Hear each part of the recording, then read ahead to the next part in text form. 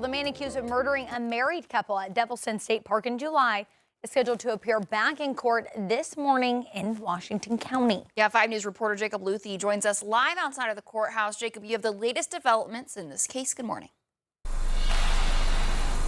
Yeah, good morning, Emily. Good morning, Tiffany. Right here at the Washington County Courthouse. We're kind of in this area where we're expecting Andrew McGann to show up in the next couple of hours. Court starts at 8 a.m. Again, this is a pre-trial hearing. We last saw him back in court about 3 months ago, but will be appearing here in court today. Again, he faces 2 counts of capital murder in connection with the deaths of Clinton and Kristen Brink back at Devil's Den State Park in July. Now, it's been an active few weeks in this case in terms of filings. Just this week, there were 19 filings by defense counsel. Possibly the most notable of those are those pertaining to the chance of a death sentence, which McGann's counsel has requested to be excluded as a sentencing option, calling it unconstitutional as well as cruel and unusual punishment. On November 3rd, Judge Joanna Taylor granted a request from the defense allowing McGann to appear in court wearing civilian clothing and without visible restraints. The defense argues that jurors could be unfairly influenced if McGann were seen in jail attire or shackles, creating what they called, quote, great prejudice. Now, I spoke with a local defense attorney who's unaffiliated with this case, who says this request is common in these criminal cases. So it is a little abnormal to ask for, citizen regular clothing when you're just doing pretrial things like they're doing. However, given the high-profile nature of the case, and again, the death penalty being sought, those types of things, they're asking for civilian clothes and a non-visible restraint. So it's an electric belt underneath the clothes. And they want that because they know a lot of eyes are going to be on it. And they know the jury pool is going to be watching, potentially watching.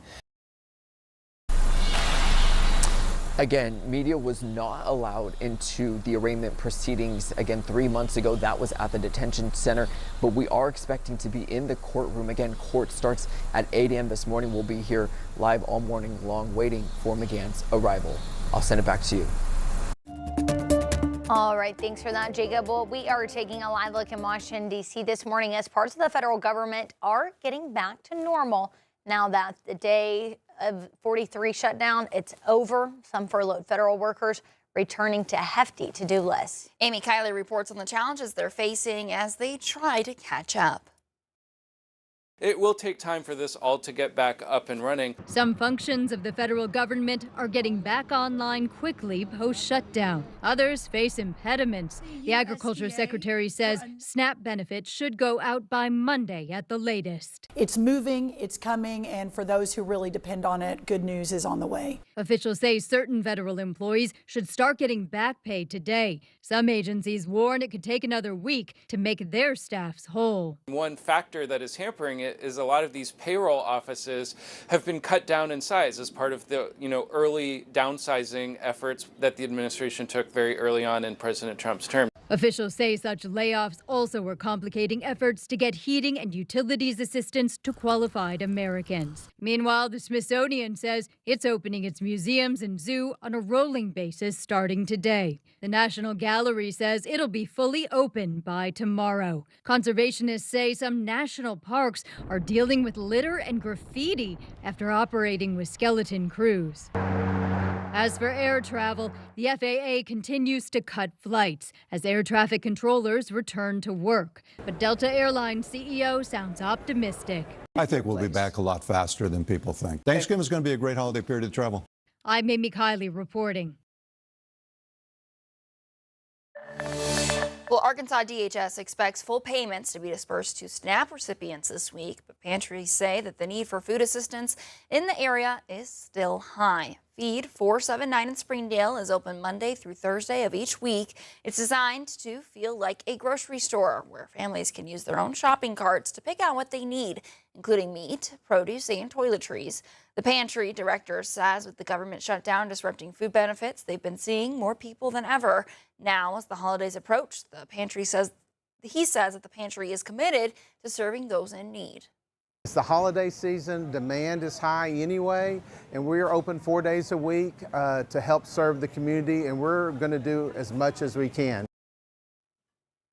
The The organization also partners with the NWA Food Bank for mobile pantries. You can schedule those online. See the schedule for those online at nwafoodbank.org.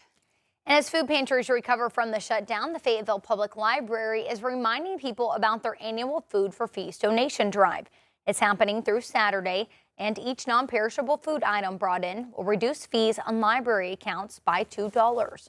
You can find more details by visiting the library's website at faylib.org. Well, new details this morning. An Oklahoma inmate whose life was spared moments before his scheduled execution was later found unresponsive in his cell. Oklahoma Governor Kevin Stitt spared 46-year-old Tremaine Wood's life on Thursday. The Associated Press reports that guards found Wood unconscious in his cell during a routine check later that day. But prison officials say that he is stable and alert by the evening.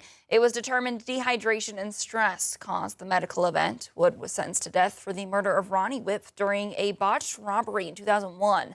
Wood's legal team claims he's innocent, claiming he was only just an accomplice.